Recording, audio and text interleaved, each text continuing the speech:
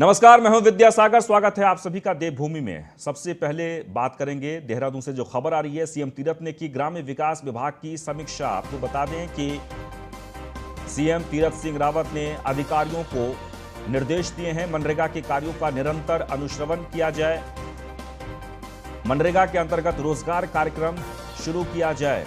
मुख्यमंत्री ने निर्देश दिया है बंजर भूमि को आबाद करने के लिए रोजगार कार्यक्रम की शुरुआत हो। पीएम आवास योजना के तहत बनाई जा रही सड़कों के काम में तेजी लाना बहुत जरूरी है।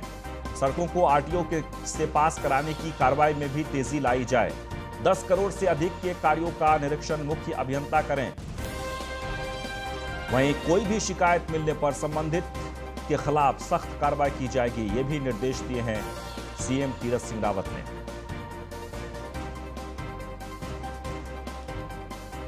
तो सीएम तीरथ सिंह रावत ने अधिकारियों को निर्देश दिए हैं। आपको बता दें कि मनरेगा के कार्यों का निरंतर अनुश्रवण किया जाए। ग्राम विकास विभाग की समीक्षा की गई है।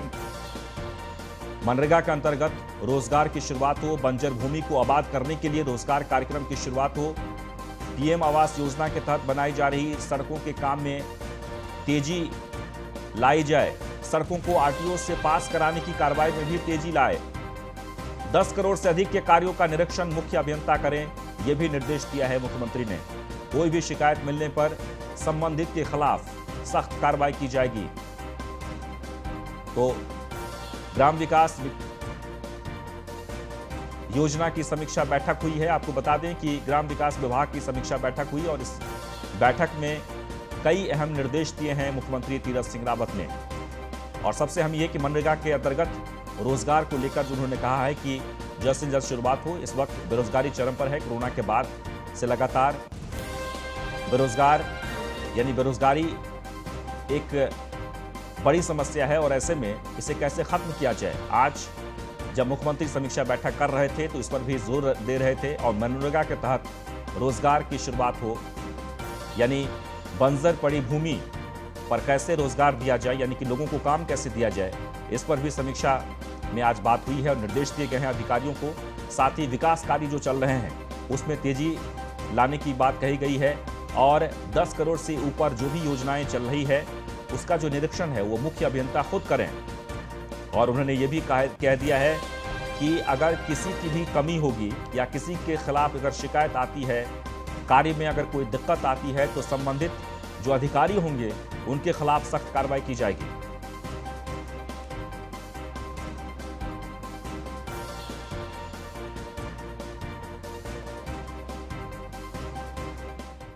और इस बीच देहरादून से एक और बड़ी खबर आ रही है जहां पर पूर्व सीएम हरीश रावत दिल्ली रेफर कर दिए गए हैं। आपको बता दें कि हरीश रावत को एयर एम्बुलेंस से दिल्ली लाया गया है। Corona positive Harish Rawat sugar के भी पेशेंट हैं। हरीश रावत को देहरादून से दिल्ली एम्स रेफर किया गया है। तो कल ही हरीश रावत कोरोना पॉजिटिव पाए गए थे, जिसके बाद आज उन्हें दिल्ली एम्स में रेफर किया गया है। तो पूर्व सीएम हरीश रावत ने कोरोना पॉजिटिव होने के बाद, यानी कि उनकी जो स्थिति हो बिगड़ रही थी, ऐसे में उन्हें तुरंत ही दिल्ली रेफर किया गया है। आज एयर एम्बुलेंस से उन्हें दिल्ली के एम्स में भर्ती कराया गया है।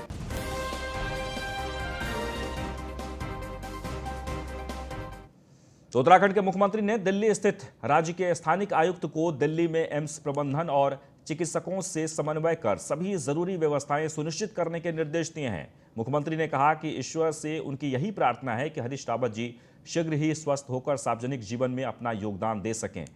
आपको बता दें कि मुख्यमंत्री तीरथ सिंह रावत के निर्देश पर ही एयर एम्बुलेंस से हरीश रावत को दिल्ली लाया गया है। और रेजिडेंट एडिटर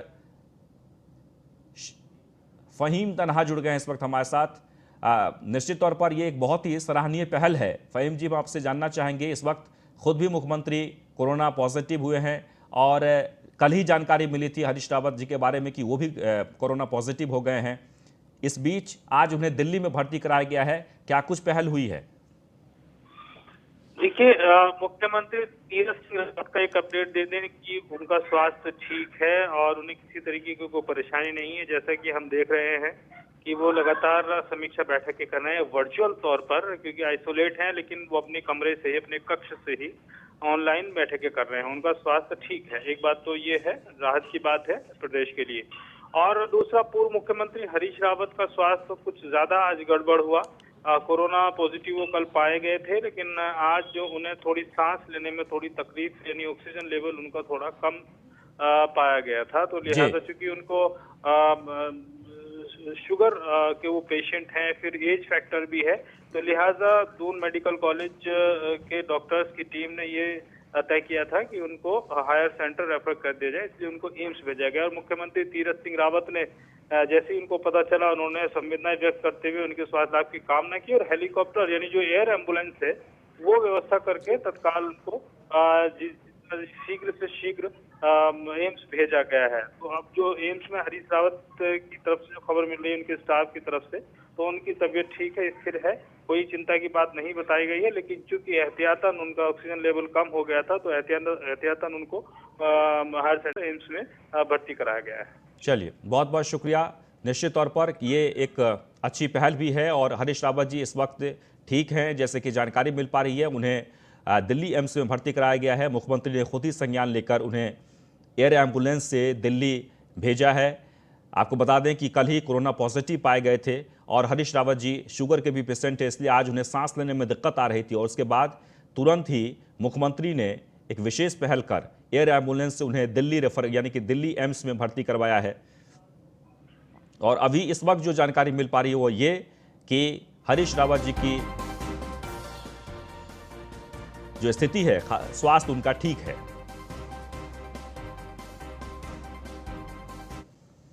आगे बढ़ते हैं। अल्मोड़ा जिले की सल्ट विधानसभा सीट खूबसूरती के लिहाज से जितनी आकर्षक है, राजनीतिक रूप से उतनी ही जटिल है।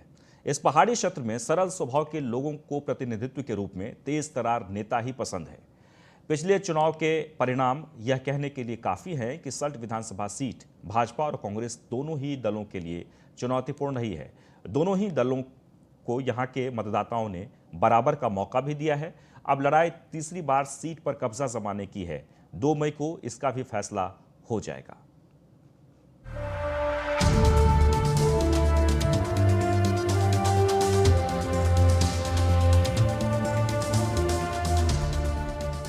सूबे में नेतृत्व परिवर्तन के बाद सल्ट विधानसभा उपचुनाव भाजपा और कांग्रेस दोनों के लिए अहम हो गई है।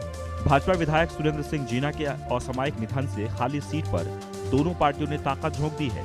प्रदेश के दोनों सियासी दल अपनी अपनी जीत का दावा भी कर चुके हैं। साथ ही उपचुनाव में कब्जा जमाना बीजेपी के लिए बड़ा चैलेंज बन गया है। सरकार में तीरथ सिंह रावत और संगठन में प्रदेश अध्यक्ष मदन कौशिक दोनों नवनियुक्त मुखियाओं के लिए ये उपचुनाव एक ऐसी परीक्षा होगी जिसमें किंतु परंतु के लिए कोई स्पेस नहीं बचता।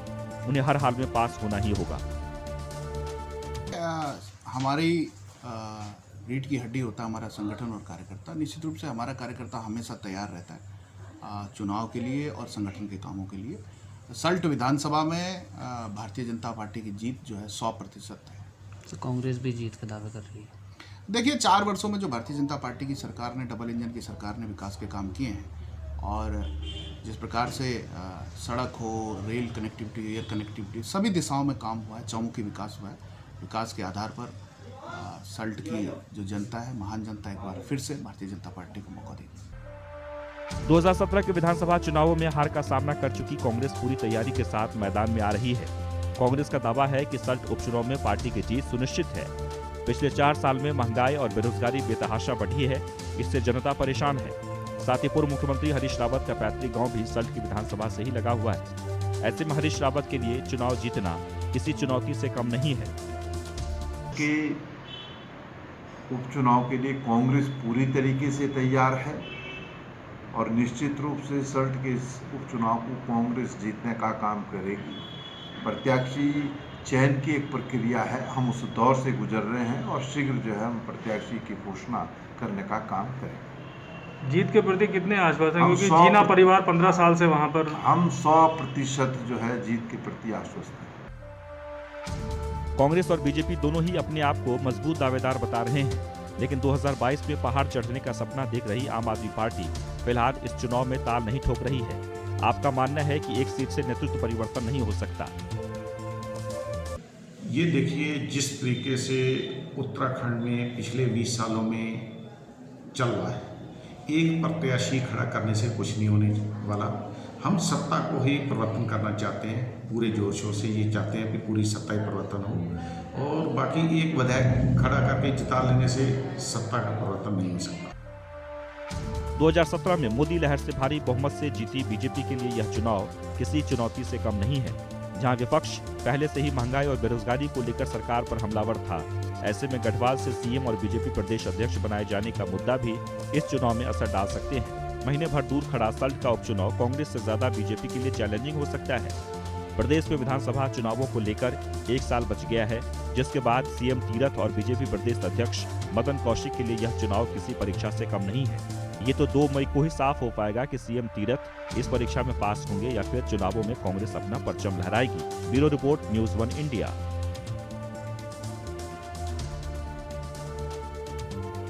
तो आगे बढ़ते हैं। कांग्रेस ने कुंभ की तैयारियों को लेकर सरकार पर सवाल उठाया है।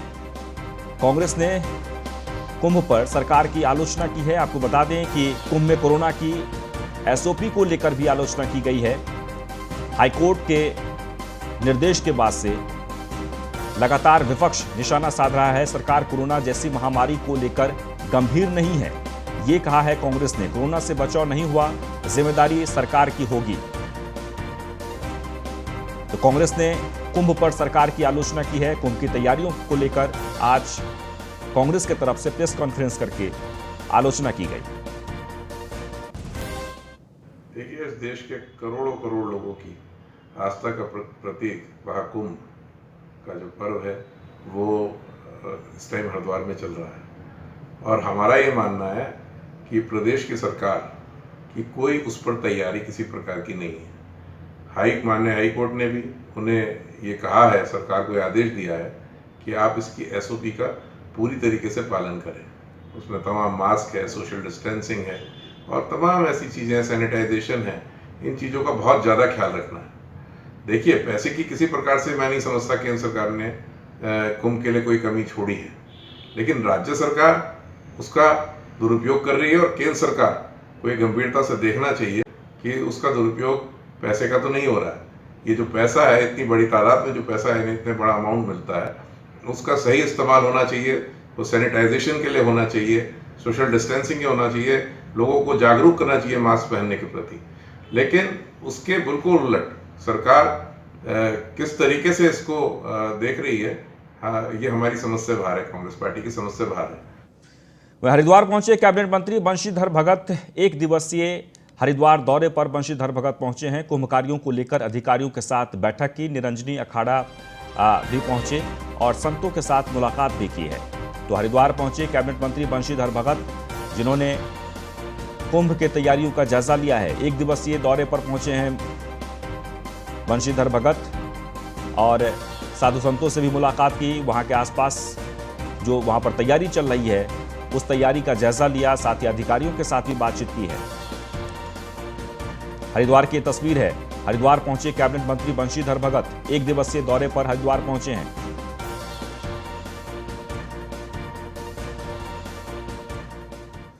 रुड़की के सोतबी चौकी क्षेत्र में एक मंदिर के अंदर घुसे चोर ने पीतल के घंटा की चोरी कर ली है। चोर की यह हरकत मंदिर में लगे सीसीटीवी कैमरे में कैद हो गई है। जब सीसीटीवी कैमरों को खंगाला गया तो सोत मोहल्ले का ही एक व्यक्ति चोरी की घटना को अंजाम देते हुए नजर आया। मंदिर और धर्मशाला कमेटी के अध्यक्ष महंत विशाल पुरी ने स्थानीय पुलिस को तहरीर और सीसीटीवी फुटेज देकर कार्रवाई की मांग की है। वहीं भगवान के द्वार से चोरी का ये वीडियो सोशल मीडिया पर भी वायरल हो रहा है। फिलहाल मंदिर समिति के अध्यक्ष महंत विशाल पुरी ने सोतबी चौकी पुलिस को नामजद तहरीर देकर कार्रवाई की मांग की है, जिसकी शिकायत स्थानीय पुलिस से की गई है।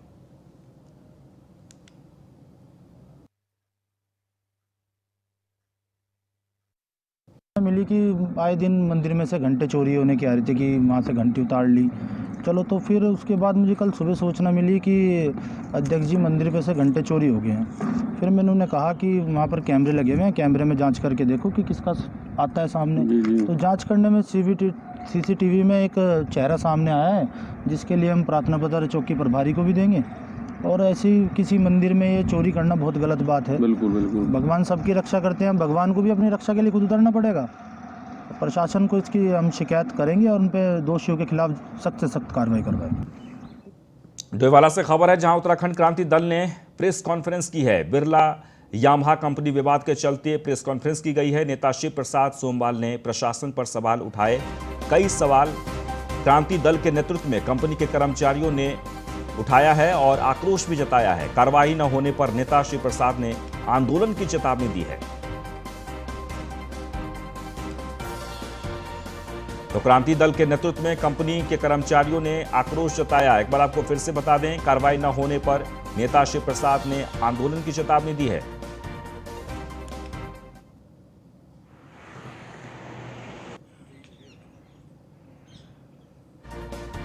15 दिन का अल्टीमेटम हम लोगों ने उत्तराखंड क्रांति दल ने दिया था। बिरला यामा पावर सॉल्यूशन में जो सील की गई थी ये कंपनी, उसके बावजूद ये देखने सुनने में आ रहा था पुलिस रिपोर्ट्स के भी मुताबिक कि यहाँ पर जो सामान है वो सारा का सारा चोरी हो गया है।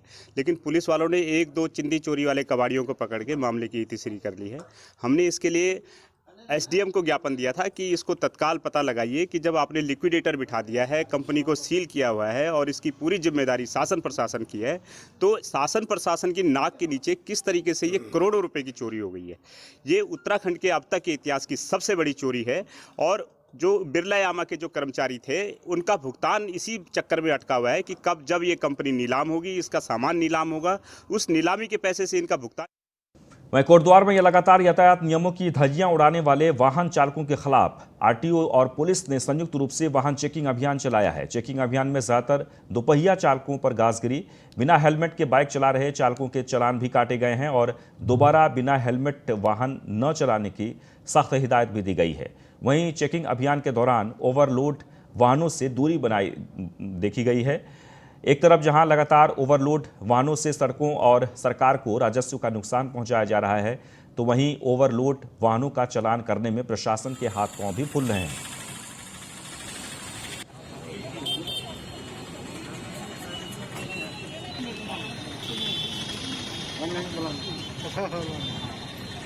पौड़ी के कंडोलिया मैदान में नगर पालिका की ओर से पौड़ी ट्रेड फेयर का शुभारंभ किया गया है। नगर पालिका के अध्यक्ष यशपाल बेनाम ने ट्रेड फेयर का शुभारंभ करते हुए कहा कि पौड़ी में हर साल ट्रेड फेयर का आयोजन किया जाता है, लेकिन कोविड-19 के चलते पिछले साल ट्रेड फेयर मेले का आयोजन नहीं हो पाया।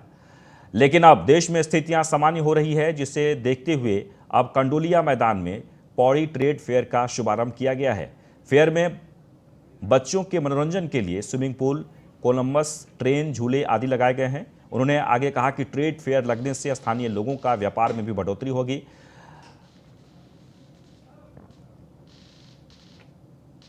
देखिए, ये आज से शुरू हुआ है और 12 अप्रैल तक ये मेला चलेगा।